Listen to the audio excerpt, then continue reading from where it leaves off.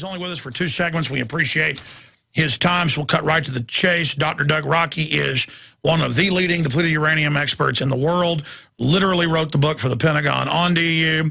He earned his BS in physics at Western Illinois University, followed by his MS and PhD in physics and technology education at University of Illinois.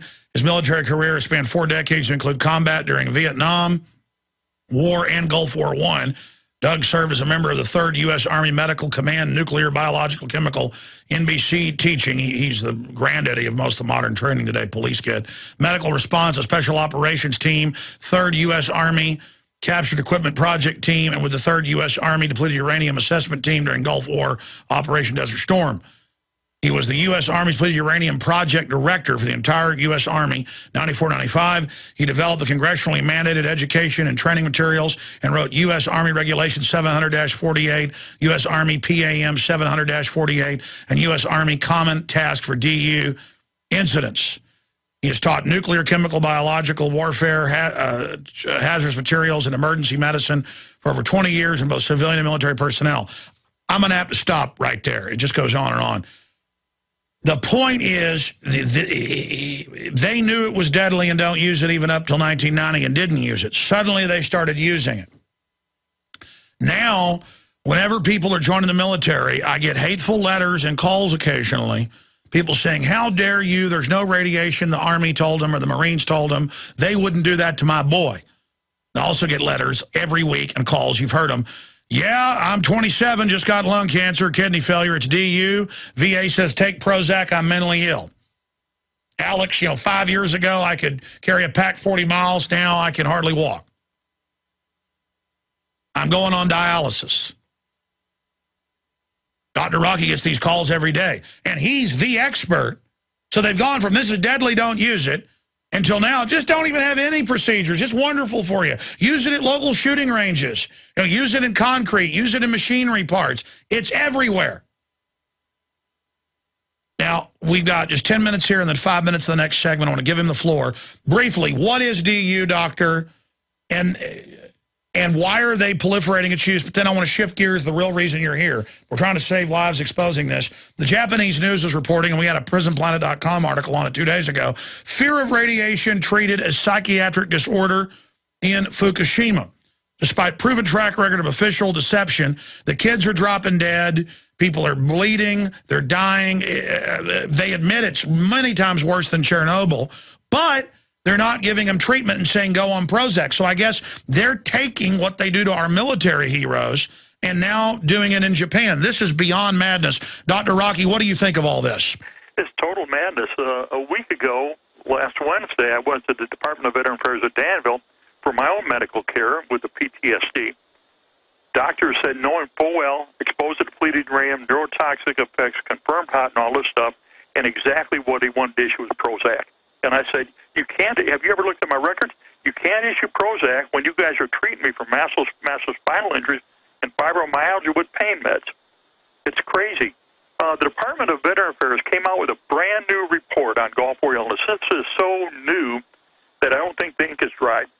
And in the segment here on depleted uranium, and I have to read this to you quote for quote because it's incredible.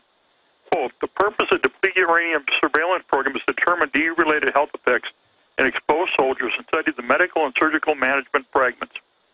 3,192 urine samples have been screened for DU, with 4 veterans found to be positive screen. The 79 veterans with documented DU exposure have been followed every 2 years since 1993. Veterans travel to Baltimore VA Medical Center, have a complete medical examination with extensive laboratory studies to include urine, semen, blood uranium, chromosomal analysis, and neurocognitive testing. I can't even begin to describe. I mean, this is a brand new report that still follows the Los Alamos Memorandum that I was given in March of 1991 when I was ordered to clean up the mess by General Schwarzkopf, but at the same time ordered to lie in all our reports. Here they're saying 79 veterans have been followed every 2 years since 1993. I had 424 individuals on my team I was responsible for, including 124 friendly fire.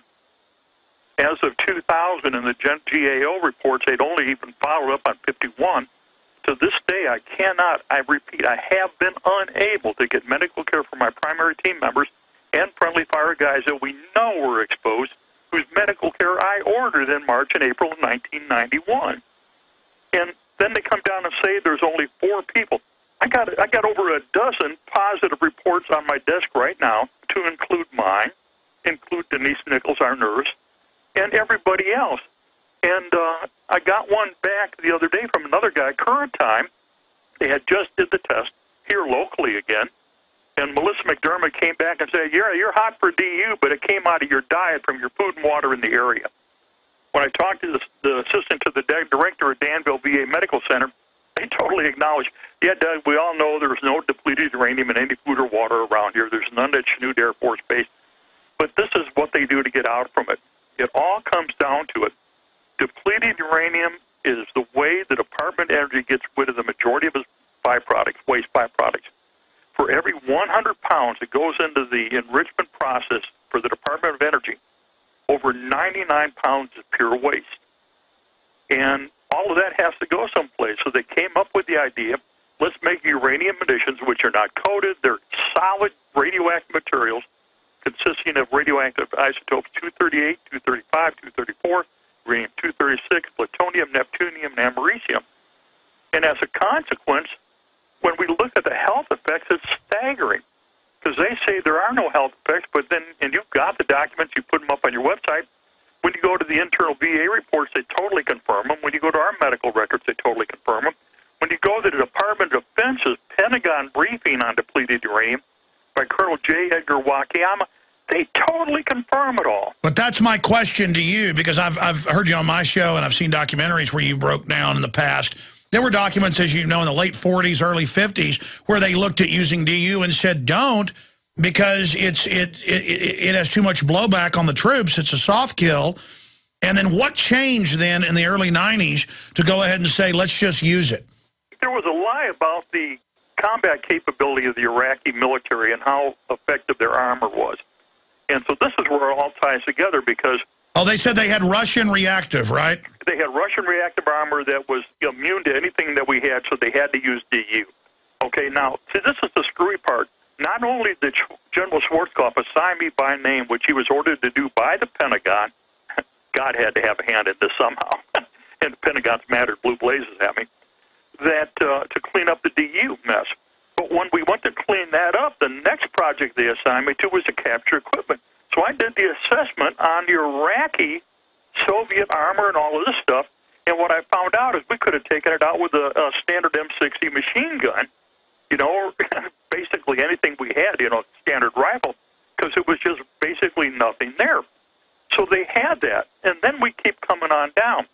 So then we, you know, used it in Somalia, we used it in the Balkans in 94 and 95, we used it in the Balkans in 99. Then, lo and behold, we set up all these current wars, Iraq and Afghanistan.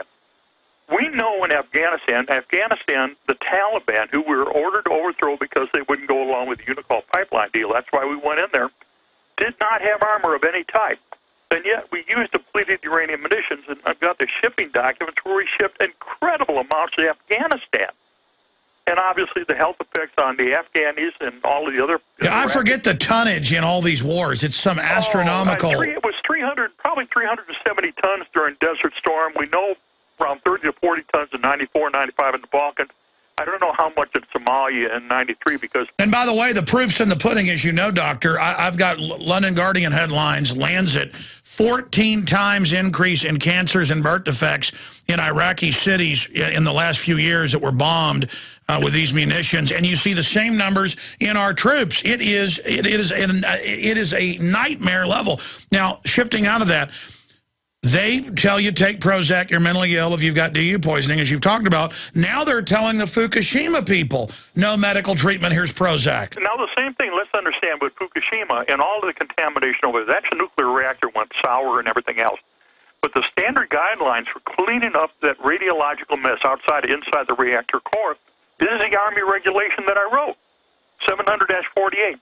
The guidelines for maximum exposure to anybody should be exposed after that event for anything is in the technical bulletin 9/1300-278 that Rich Flazar originally wrote back in before Desert Storm, and then we redid after our DU test in Nevada. So it's all there. What we have now is an incredible amount of radioactive materials spread all over from combat, destroying all of these other equipment that have full radioactive elements and parts in them. Then we have all these reactors that have gone nuts, and that all of that waste has gone up in the atmosphere around. Even here at the University of Illinois, in the local paper, the university was bragging how the scientists measured the radioactive particulates from Japan coming down on Champaign-Urbana, Illinois, the University of Illinois, and saying, we can measure it, we can measure it. And I'm going, then you got a problem. And now you've got all of this waste coming across the ocean. I think Hawaii is the first country, first. Oh, there's just all those houses and everything with plutonium on it that'll never, lose its radioactivity. It's hitting the California coast, and they're like, hey, don't worry about it. Yeah, and then, we brought all the contamination from Camp Doha back to Idaho, kiss off the potato Idaho crap, because we got all the decontamination that we were ordered to clean up, that I helped write the plan for. That the Kuwaitis said, take it out of our country, take it out of our country. So they put it in Boise, Idaho. Congratulations, Idaho. Stay there. I want to find out about this rebranding of radiation is good for you. The main reason I got you on is because this is hiding in plain view, as you know. It's an ongoing holocaust of our military and others. It's proliferating into every facet of life. The FDA and EPA are raising the levels of what they say is safe radiation, in some cases 100,000 times with one isotope. It's a new attitude. I mean, we all saw pundits come out and say radiation's good for you. Ann Coulter, people ought to be thankful at Fukushima. And now they're throwing them in mental wards when they come in with blood coming out of their gums and stuff. Why is the elite? What has changed in the global power structure to where in '86 they admitted Chernobyl was bad? This is bigger than that. They say it's no big deal. They wouldn't let you use DU until 1990. Now they're proliferating it everywhere. I mean, what is the mindset of these people? Why is this happening? Well, power control and money and everything else, and just absolute complete arrogance. I mean, it's like the same thing what happened in the 60s, the Better Living Through Chemistry, the American Chemical Society. And now we got incredible things, and I mean, there's the discussions on all the radio TV and everything this last week, is how all these children are coming up with all these incredible brain and neurological diseases and everything else. Autistic. It's all the chemical exposures. We've gone to war. We've destroyed infrastructure. We lose all these chemical, biological, radiological materials in our everyday life. We use them in warfare. We blow it up. We contaminate everything. Well, the only way they can avoid liability is say, hey, it's all good for you, and you got to believe us because we're your daddy, and we know what's best for you. And in the meantime, people are sick and dying. You guys, you've been incredible, Alex. I've got another one, too. There's a new documentary out, and again, this is from one of your guys, on the other side. Gary Knoll has put out a brand new documentary called American Veterans Discarded and Forgotten. Incredible. This is brand new, updated, and everything going on. I need to get him on about that. Oh, it's really, really good. I just reviewed it and helped put out the letter for sending it out this week. But we're seeing the same thing over and over again. We did a documentary that just came out a few months ago from France, from the French. They looked at Fallujah. They compared the health effects of the Iraqis and compared the health effects with all of our soldiers kit at Fort Bragg, North Carolina. They're all got the same thing. They're all dying from the same thing. The vets are all. I can't tell you how many soldiers I know, special forces, you name it, who are 30 years old, 35, and whose lives are just shot. I mean, you don't like to talk about yourself, but I mean, you've, how many surgeries is it? Over 30, right? I gave up counting. I gave up counting on the kidney surgeries while I was director of the DU project, and they're going, Doug, how do you do this research? How do you put it all together? You ought to be dead and so sick. You're in and out of the hospital. You're either in the field blowing stuff up and clean it up or trying to figure out how to clean it up, or you're getting the hospital and surgery.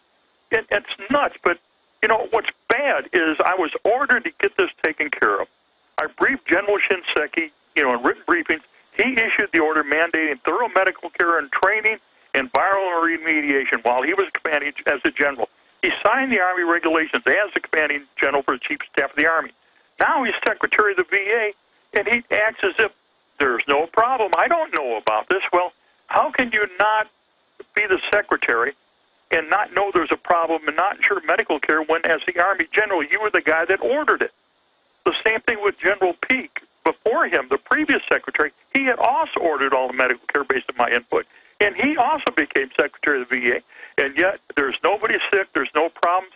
We got 750,000 of OIF, OEF, OND veterans already in VA medical care. 15% of the active duty force in the Army is non-deployable because they're medically disaster. And you've got a 1 million backlog of military veterans seeking medical care from the VA at the time.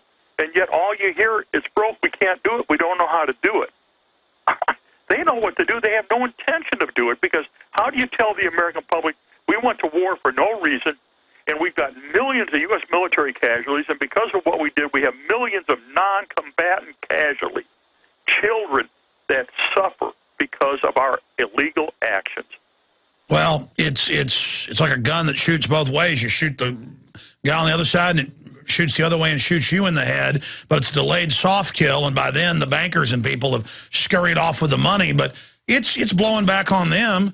I mean, the elites aren't getting out of this. These really are arrogant, crazy people like Corzine making 40-to-1 bets. We find out world leaders aren't taking the vaccines. World leaders are not eating GMO.